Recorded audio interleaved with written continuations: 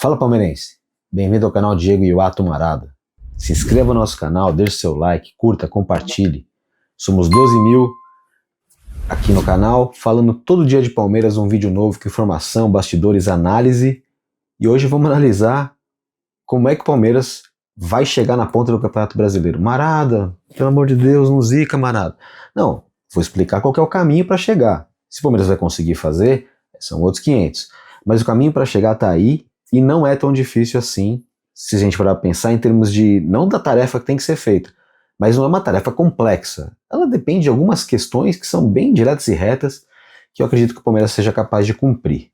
Bom, o primeiro desafio do Palmeiras, para lutar pela ponta, está aqui. Depois de um jogo absurdo como esse contra o River Plate, que foi lavou a alma de todo mundo, inclusive dos jogadores, é difícil você voltar olhos. Só que assim, se fosse um outro Palmeiras, se fosse o Palmeiras de alguns meses atrás, eu ia acreditar que esse time podia dar uma amolecida. Mas eu não consigo acreditar nisso, porque eu conheço os times formados pelo Abel desde o primeiro time, né? Eu participei da primeira entrevista coletiva dele desde que ele chegou, e assim, eu sou, sem modéstia à parte, um profundo conhecedor da era Abel. E eu que consegui ver ao longo desse tempo que os times do Abel Ferreira têm um negócio. Quando eles se concentram, eles não perdem aquele foco. Me lembra muito aquele time do Felipão de 99, que também não perdia o foco das partidas que tinha que jogar, né? Eu lembro que o Palmeiras, já campeão ali da Libertadores, já pensando em Mundial, entrava com o time reserva e colocava os titulares. Por exemplo, o Palmeiras rebaixou o América naquele ano, o América Mineiro, assim, num jogo em que fez 3 gols em 2 minutos quando entraram o Oséias e Paulo Nunes, sabe? Esse Palmeiras de hoje, ele atingiu aquela zona de, não vou dizer de perfeição, mas aquela zona de excelência de prática de esporte. Dentro da filosofia, dentro do potencial que tem hoje, o Palmeiras está jogando no mais alto nível possível, né? Então eu acho que esse desafio mental, esse desafio de, porra, como é que a gente consegue voltar foco para esse campeonato aqui, agora que a gente tá, na semifinal da Libertadores, essa vitória sensacional em cima do River, eu creio que vai acontecer a concentração, eu creio que os jogadores não vão perder o foco. Palpite, por conhecer como os times do Abel se portam, por conhecer como que as equipes comandadas por ele no Palmeiras, bom, isso é do Palmeiras que eu conheço mesmo para falar, chegam num ponto em que elas começam a simplesmente as coisas rodarem meio que no automático, no sentido positivo. E eu acredito que o Palmeiras tenha chegado nesse nível. Então, a parte da concentração, eu acredito que esteja ok. Acho que não vai ser problema. Agora, a parte da escalação. O Palmeiras vai ter um desfalque, e é um desfalque que ele é considerável. 2 desfalques, né? Um é certo que vai acontecer, é um desfalque considerável, mas é um desfalque que, assim, pelo bom trabalho da diretoria em trazer o cara, e pelo bom trabalho desse cara em se adaptar ao Palmeiras, vai ser um pouco menos sofrido. Estou falando da saída do Gomes.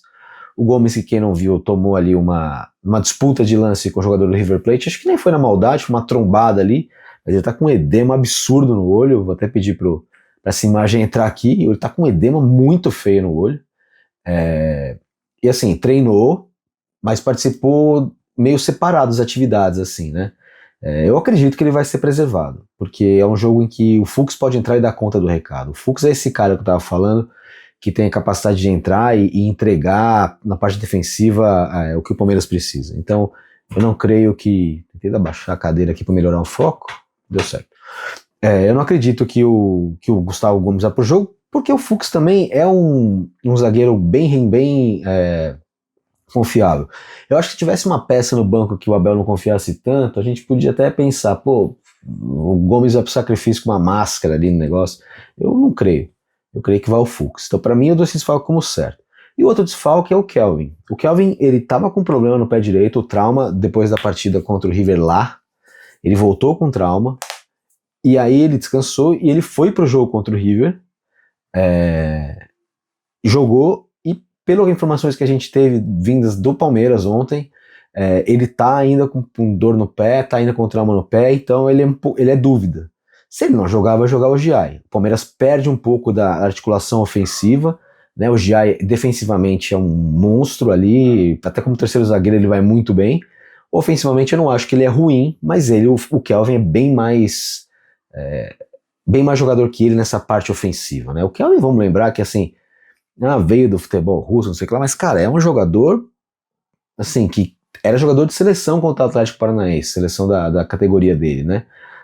Não é um jogadorzinho, cara, é um jogador que realmente foi uma aquisição, assim, certeira, cara, porque ele realmente na parte ofensiva, ele é um cara diferenciado, tem uma boa virada de jogo. Então o Palmeiras perde sem ele, mas o Giai também não é um jogador que tá mal. Ele muda um pouco o estilo da aproximação pela direita ali, mas não é um cara que tá mal. No mais, palmeirense, é o time completo, não tem o que inventar, cara. O time é esse, não tem por que tirar, não, vai ter um compromisso só na quarta-feira com o Vasco, para ter Libertadores de novo é só no dia 22, então dá para administrar.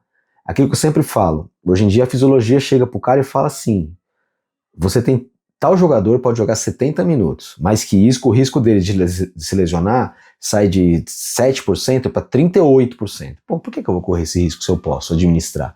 Então, o Palmeiras fez um elenco forte justamente para isso, para poder administrar, né? Então, por mais que o Palmeiras tenha que talvez que jogar sem esses dois jogadores, hoje o prejuízo é bem menor do que já foi no passado, né? Hoje você tem jogadores que se equivalem um pouco mais. Enquanto eu falo com vocês aqui, ó, eu vou plugar esse carregador, porque acabei de receber um aviso na tela que a bateria quer descarregar, isso não é um bom sinal. Dizia eu que é aritmética, que o Palmeiras hoje não perde tanto, né, quando os jogadores não jogam, porque tem equivalência, né, ali na substituição.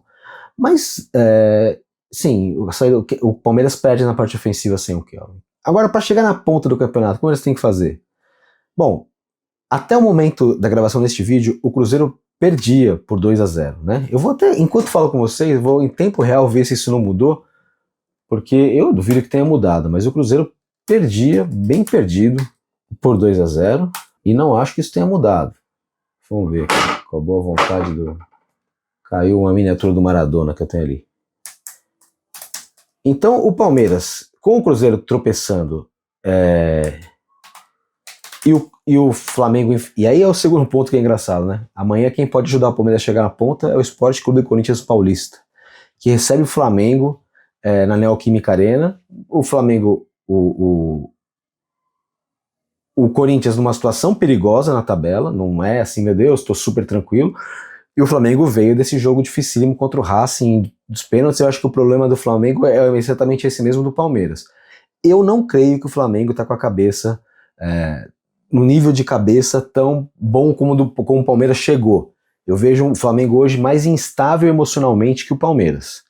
Mas ainda é uma equipe muito forte e, ao vivo para vocês, ao vivo não porque esse programa está sendo gravado, mas Vasco da Gama 2, Cruzeiro 0.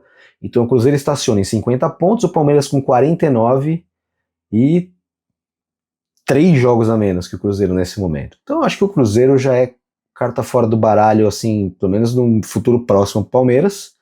Inclusive eu acho que o Mirassol tem 2 jogos a menos também, pode chegar lá. Pode incomodar mais do que o Cruzeiro futuramente. É possível. Já o Flamengo é o seguinte, se o Palmeiras ganhar ele vai a 52, se o Flamengo perder ele fica com 51, o Palmeiras assume a ponta do Campeonato Brasileiro. A conta é fácil. Agora que a gente já sabe que o Cruzeiro perdeu, a conta é uma só. Palmeiras ganha, o Flamengo perde do Corinthians. Ah, mas pô, vou torcer pro Corinthians? Não precisa torcer pro Corinthians necessariamente, né? Aqui, aposto que somos 99,9% de palmeirenses, né? Sempre tem torcedor de outro clube que acaba vendo aqui o canal. Aliás, você é bem-vindo aqui, cara. Aqui a gente trata dos rivais com respeito. Pode ficar tranquilo que você não vai passar muita raiva aqui, não. Mas o Corinthians com 29 pontos, começando a zona de rebaixamento com 22, Juventude, não dá pro Corinthians brincar de não ir para cima do Flamengo. Então, creio num bom resultado do Corinthians contra o Flamengo e creio no Palmeiras assumindo a ponta do Campeonato Brasileiro.